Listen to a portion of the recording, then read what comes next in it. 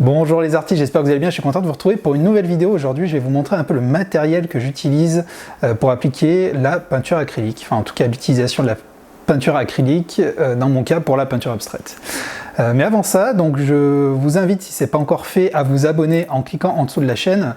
Vous avez un petit lien s'abonner et à côté vous avez une petite cloche, c'est important de cliquer dessus si vous voulez être certain de recevoir des notifications lors de la diffusion de mes prochaines vidéos. Comme je vous l'ai dit, aujourd'hui je vais vous parler un peu du matériel que j'utilise, le matériel que je trouve pertinent d'utiliser pour l'utilisation de la peinture acrylique dans le cadre de la pratique de la peinture abstraite. Moi je vais vous montrer tout simplement le matériel que j'utilise.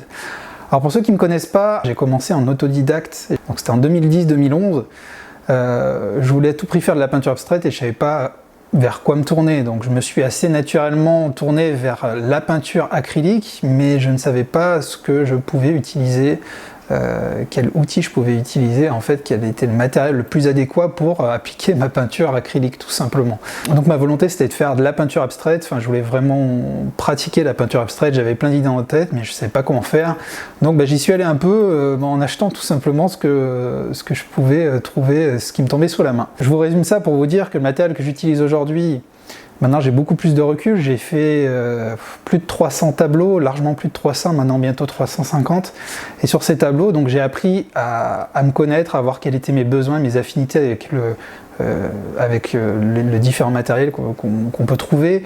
En fait, la peinture acrylique, dans le monde de la peinture abstraite, l'avantage c'est que vous pouvez vraiment utiliser de plein de façons votre peinture acrylique, et je vais vous montrer qu'on ne va pas se cantonner au matériel qui est issu du monde des beaux-arts. Alors, pour commencer, j'ai envie de vous dire le classique, j'allais vite sur cette partie. Différents pinceaux, des pinceaux standards. Bon là c'est des pinceaux qui sont quand même assez différents les uns des autres, mais les pinceaux c'est naturellement la chose vers quoi on se tourne dès le début. Vous avez plein de types de pinceaux, donc je ne vais pas m'attarder sur les différents types de pinceaux. Mais à savoir que moi je les utilise pour les travaux de précision, quand j'ai besoin de faire des petits motifs ou d'être précis, je vais utiliser des pinceaux, ou alors après je vais surtout utiliser des spalters. Alors les spalters, c'est ce genre de choses. Donc là ceux-là sont assez différents les uns des autres, que ce soit en termes de taille ou de poil. Donc les spalters, dans le cadre de la peinture abstraite, je trouve que c'est quelque chose vraiment de super parce que vous allez avoir envie et vous allez rapidement travailler sur des grandes surfaces, des grands volumes, voire travailler sur des polyptyques. Alors qu'est-ce qu'un polyptyque? C'est tout simplement une composition d'un tableau avec plusieurs châssis. Par exemple, vous allez faire un tableau avec 3 châssis, et ces 3 châssis vont faire un seul et même tableau, ça va être un triptyque. Donc tous les polyptyques sont tout simplement des tableaux composés de plusieurs châssis. Voilà. Moi je travaille très souvent avec celui-là, le Spalter taille 100, voire même encore plus. Ça vous permet, c'est assez pratique quand vous avez besoin de travailler dans la rapidité, quand vous avez une certaine énergie, que vous avez besoin d'être rapide. Et aussi pour une autre raison, c'est que quand vous travaillez la peinture acrylique ça sèche vite, ça sèche très vite, à moins d'utiliser effectivement des médiums, des retardateurs, etc. Mais si vous l'utilisez juste avec un peu d'eau par exemple, ça va sécher rapidement. Donc si vous travaillez sur par exemple un tableau qui va faire 1,50 m par 50 cm, si vous avez quelque chose d'assez grand à recouvrir et que vous voulez travailler sur une même couche, vous allez avoir besoin d'aller vite. Donc le spalter permet entre autres d'aller très vite. Et ça permet aussi, c'est très agréable quand vous travaillez des sous-couches ou quand vous travaillez un fond par exemple. Ça va être plus rapide et vous allez pouvoir travailler correctement avec. Moi j'adore utiliser le spalter, comme je vous le dis, c'est ce que j'utilise le plus finalement. J'utilise moins que les pinceaux. Les pinceaux après je vais utiliser plus sur d'autres couches, dans une optique de précision, quand je vais avoir des choses très précises à faire ou des petits détails. Là effectivement je vais travailler sur les pinceaux. Donc je reviens un peu sur le pinceau, je vous en ai montré des différents. Donc ça c'est classique, j'y reviendrai pas. Vous avez des choses très classiques. Après je suis pas expert dans ces petits pinceaux là, donc je vais pas m'attarder. Par contre il y a un pinceau, et c'est aussi entre autres la raison pour laquelle je vous fais cette vidéo. Il y a un pinceau que j'utilise tout le temps, pratiquement systématiquement sur tous mes tableaux, et vous êtes beaucoup à me demander, j'ai énormément de questions sur ce pinceau, qu'est-ce que c'est, où le trouver? Alors effectivement, ces pinceaux là sont pas forcément évidents à trouver.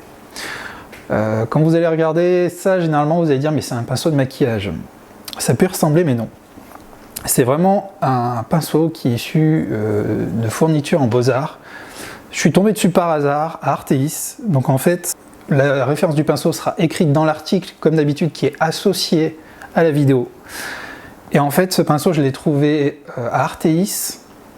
C'est Graduate. Alors Graduate, ça doit être la gamme Oval Wash de Graduate, et c'est Daler Honey.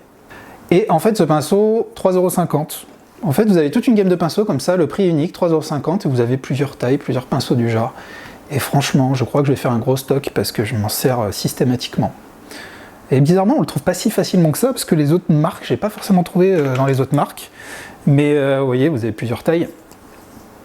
Moi, ça, pour tout ce qui est dégradé, estampe, etc., je me régale avec ce genre de pinceau pour faire mes petits effets de lumière. Enfin, j'arrive vraiment, en partant d'un point ou autre, j'arrive vraiment à estomper, à faire des dégradés en travaillant de cette façon-là, et c'est très très très agréable. Les poils sont très doux, très flexibles, et puis la forme fait que ça change tout sur l'application. D'être vraiment pas sur un pinceau langue de chat ou autre, alors que ça pourrait y faire penser. C'est très différent, c'est très doux, très subtil, et ça vous permet vraiment d'estomper très facilement, de faire des petits effets nuageux, etc. Je vous recommande grandement. Enfin, en tout cas, moi, c'est mon petit chouchou du moment. J'ai fait pas mal de tableaux avec. Alors après, qu'est-ce qu'on a? Alors effectivement, après vous avez des choses très différentes comme les couteaux. Là, je vous en ai mis quelques-uns, j'en ai toute une armée de couteaux, mais le couteau, très utilisé aussi dans les arts contemporains, dans la pratique de la peinture abstraite, c'est une approche très différente. Soit vous pouvez utiliser des techniques mixtes et travailler à la fois au spalter, au pinceau, sur un même tableau et avec des couteaux. Soit vous pouvez faire un tableau intégralement au couteau. Alors le couteau, c'est génial. En théorie, je parle pour moi.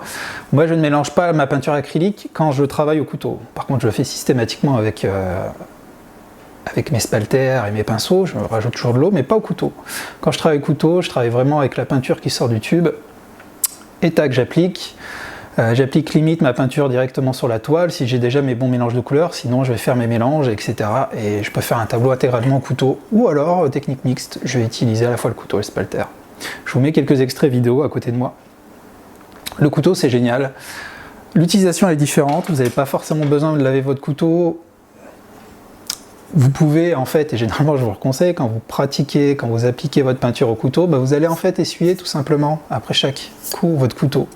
Ou pas si vous avez envie de mélanger vos teintes, enfin voilà.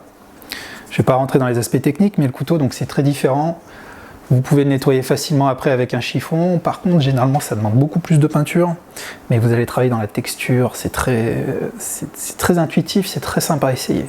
Après, vous avez plein d'effets, vous pouvez soit travailler, travailler en vertical ou horizontal, en appliquant de façon classique. Vous pouvez vous servir des flancs du couteau pour faire des lignes par exemple, vous pouvez faire plein de choses qui sont très intéressantes, des courbes, vous pouvez faire plein de formes.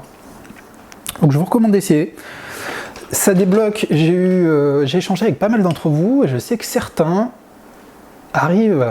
se frustrent parce qu'ils n'arrivent pas à avancer dans leur pratique de la peinture abstraite, et le couteau est une bonne solution. Donc je vous ferai une vidéo sur le sujet, mais le couteau, sachant qu'il est plus intuitif et que vous travaillez directement et rapidement, vous pouvez recouvrir rapidement une toile, je le trouve beaucoup plus intuitif que le pinceau. Donc si vous avez du mal à avancer, à trouver des idées, je peux peut-être vous recommander d'expérimenter le couteau si vous ne l'avez pas encore fait, de faire un tableau uniquement au couteau.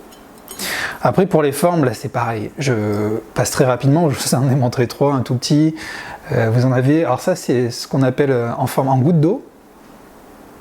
Alors pourquoi? Vous avez bien compris, en fonction de la forme, puis après vous avez plein de petits couteaux différents avec des formes carrées, etc. Vous en avez des très fins, des très longs.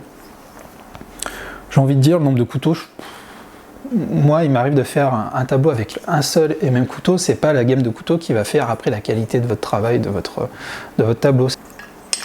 Vous voyez, je travaille avec du matériel très très simple, comme je vous l'ai dit.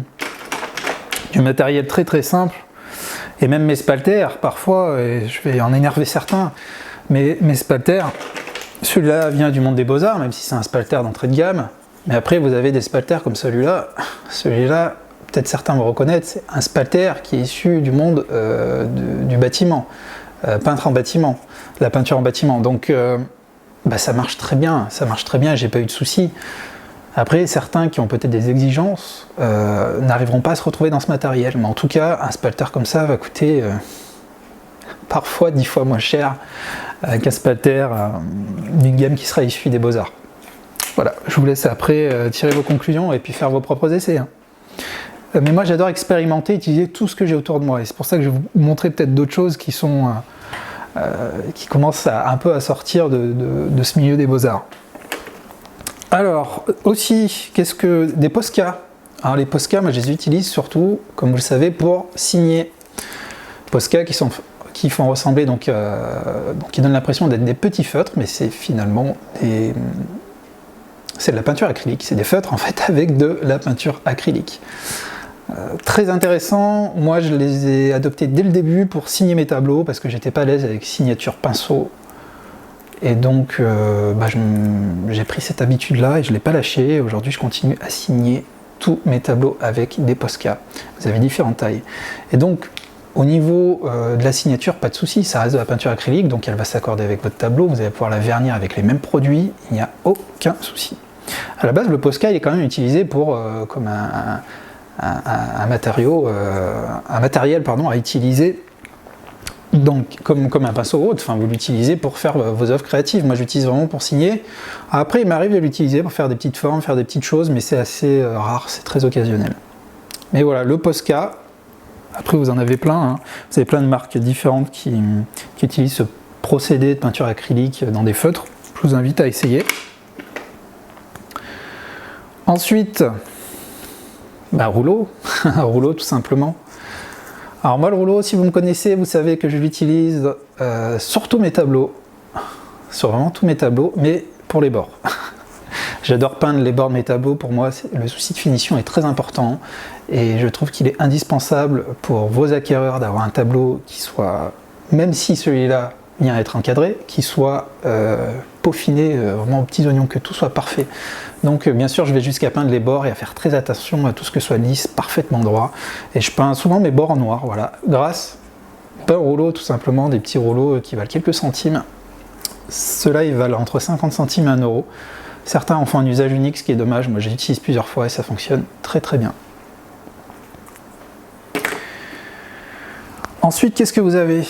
Là, on tape dans des choses peut-être un peu plus rares et pas forcément à la base fait pour la peinture acrylique, mais moi je l'utilise dans le cadre de la peinture abstraite, enfin pour la peinture acrylique, des pinceaux en mousse. Alors, je l'ai utilisé sur mes tableaux en bois par exemple pour vernir, mais je les utilise aussi parfois pour faire des bords noirs, même si j'aime un peu moins que le rouleau, ou pour faire des fonds. C'est assez intéressant. Ça se lave beaucoup plus facilement, on va dire. Mais en fait, les rouleaux sont constitués de la même mousse, sauf que là, vous avez une sorte voilà, c'est comme un peu un spalter en mousse, on va dire. Même composition que le rouleau. Pratique à utiliser, mais c'est un peu plus rare. Enfin, moi en tout cas, je l'utilise plus rarement. Après, dans le matériel qui commence à sortir un peu du milieu des beaux-arts, et ben comme je vous l'ai dit, par exemple des couteaux qui ne sont plus du tout des couteaux classiques. Là, c'est plutôt en fait des peignes à colle, chose qu'on peut utiliser qu'on peut trouver dans le monde du carrelage. Ce qui est très bien pour la pratique de la peinture abstraite, c'est regardez, et beaucoup le font déjà, il n'y a pas de souci. Je ne suis pas le premier, je ne serai pas le dernier. Vous avez en fait des petites dents. Vous avez devant des petites dents. Et ces petites dents permettent en fait de faire des textures, de faire des rainures qui sont très sympas, que ce soit en cercle, que ce soit en ligne. Et donc vous pouvez jouer avec la peinture avec ce genre de couteau. Ça coûte pas grand chose. Après vous avez d'autres.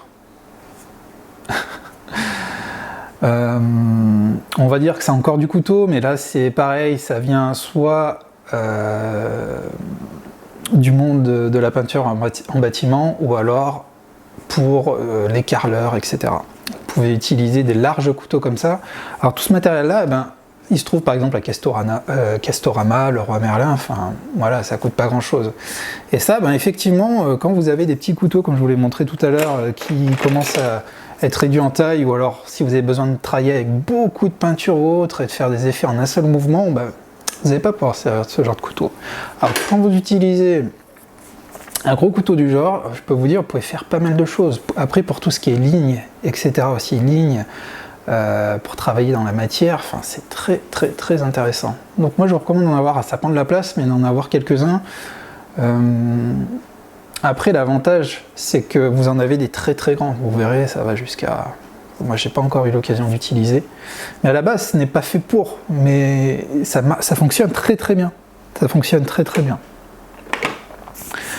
Après, qu'est-ce que vous pouvez utiliser? Vous pouvez utiliser plein d'ustensiles de cuisine. Il y a plein de choses qui peuvent vous permettre, d'utiliser la peinture acrylique. Il ne faut pas que vous soyez cantonné uniquement à ce que vous voyez sur les sites de Beaux-Arts ou dans les boutiques, parce que ça serait dommage. C'est là que ça va brider votre créativité. Par exemple, d'autres choses. Voilà un outil qui est génial. Vos doigts, utilisez vos doigts. Moi, combien de fois je me surprends sur un mouvement d'excitation à prendre de la peinture, tremper dans de la peinture liquide et à faire des projections avec mes doigts ou à jeter directement la peinture. Vous pouvez peindre, vous pouvez estomper avec votre doigt, vous pouvez étaler la peinture. Il y a plein de choses très intéressantes parce que le contact, ça crée un contact, une expérience qui est assez spéciale finalement. Et je vous recommande d'essayer. Alors par contre, c'est très salissant forcément, mais bon. Moi, comme je le dis dans mon livre lancé par la peinture abstraite ou même dans la plupart de mes vidéos, ça m'est arrivé d'en parler, je trouve que déjà il faut un lieu pour peindre. Il faut un lieu où vous allez pouvoir salir les choses. Il ne faut pas que vous ayez une contrainte que vous soyez contraint par ça, par le fait de ne pas pouvoir salir, de ne pas pouvoir bouger ou autre, parce que ça va vous restreindre dans votre pratique. Donc quand vous enlevez cette contrainte-là, ben effectivement, vous pouvez jeter de la peinture, c'est plus un problème. Et donc c'est ce que je vous recommande. C'est pour ça que vous vous surprenez des fois à jeter directement de la peinture qui sort du tube ou prendre de la peinture liquide, en préparer, puis jeter ça avec vos doigts, faire des projections. Et c'est là que ça commence à devenir intéressant parce que vous allez découvrir des choses qui sont subtiles à utiliser. Beaucoup vont croire que c'est de la tache de peinture ou autre, et vous allez voir que c'est beaucoup plus subtil que ça. Vous pouvez créer beaucoup d'émotions avec des projections de peinture. Mais c'est encore un autre sujet. Voilà. Voilà, donc cette vidéo est finie. Alors j'en profite pour vous montrer, je vous montre rapidement, chose que j'avais un peu arrêté de faire, mais on va continuer, je vais prendre cette bonne habitude, vous présenter un peu le matériel. Vous m'avez demandé de voir plus souvent ce que je pouvais faire. Donc c'est vrai que maintenant, vu que je peins constamment, chaque semaine, plusieurs tableaux généralement, je vais mettre un peu derrière moi les tableaux que j'ai réalisés récemment. Je ne peux pas tous les mettre là, parce que j'en ai fait quand même pas mal ces derniers temps. Mais voilà, par exemple, je vous montre mes deux derniers tableaux. Donc tout d'abord un triptyque que j'ai utilisé donc avec des bords, en utilisant des bords noirs. J'adore utiliser des bords. Je trouve que ça crée vraiment une transition, un contraste avec l'ensemble de la toile, tout en gardant une cohérence. Et j'adore ce contraste, cette rupture. Je trouve que ça fonctionne bien. Donc quelque chose que j'ai réutilisé récemment. Ça fait longtemps que j'utilise ce genre de choses. Et là quelque chose de différent de ce que je peux faire habituellement. Un tableau en hauteur. Donc si vous voulez voir un peu plus de détails, je vous recommande d'aller sur mon site internet, parce que là effectivement il n'y a pas beaucoup de lumière, c'est pas évident de voir, mais donc un travail mixte, à la fois spalter, couteau, des projections, de la peinture un peu plus liquide. Enfin voilà, je travaille pas mal de choses sur ce tableau. Il y avait une recherche de couleurs un peu spécifique que je n'avais pas forcément encore expérimenté pour le moment. Donc bah écoutez, j'espère que cette vidéo vous aura apporté des petites astuces et que ça vous aura donné des idées donc pour votre utilisation de la peinture acrylique. Si vous avez d'autres idées, si vous utilisez d'autres choses pour votre peinture acrylique, peut-être des choses même parfois un peu farfelues, n'hésitez pas, mettez ça en commentaire en dessous de la vidéo. Ça sera avec grand plaisir et j'ai hâte de voir donc vos différentes astuces. Parce que comme vous avez pu le voir, moi je reste vraiment sur du matériel basique finalement, parce que j'ai pas envie de me contraindre avec du matériel compliqué, avec des choses complexes à utiliser. Voilà, donc pour ceux qui ne me connaissent pas, je m'appelle Anthony Chambaud, je suis artiste peintre, je fais de la peinture abstraite et chaque semaine je diffuse une vidéo et un article.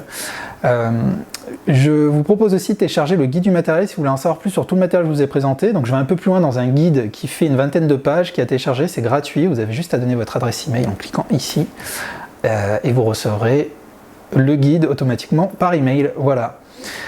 En tout cas, je vous remercie de m'avoir écouté jusqu'ici. Si vous avez aimé la vidéo, un petit pouce bleu s'il vous plaît en dessous de la vidéo, c'est très important, ça permettra de donner un peu plus de visibilité à ce que je fais. Et je vous en remercie par avance. En tout cas, je vous souhaite une excellente journée et je vous dis à très bientôt.